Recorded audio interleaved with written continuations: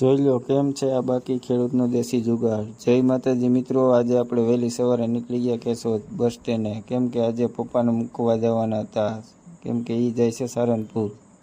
પછી આપણે નીકળી ગયા પાછા ઘર તરફ, કેમ કે હવે ભાઈની જવાનું હતું સગાઈમાં।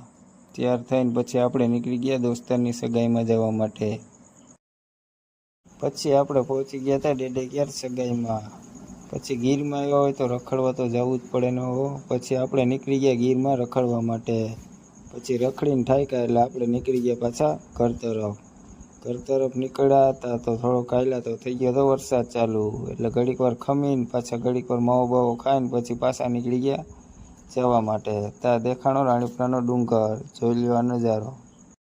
રાણીપરા પહોંચ્યા તો રાણીપરા તો વરસાદ જ નહોતો હો ભાઈ। પછી આપણે પહોંચી ગયા એક ગાડી જોવા માટે, કેમ કે આને કાલે કરવાની છે રિપેરિંગ, એટલે આનો રિપેરિંગનો બ્લોગ આવશે કાલનો મિની બ્લોગ જોતા ભૂલતા જ નહીં, અને આવી જ રીતના આગળ અમને સપોર્ટ કરતા રહેજો।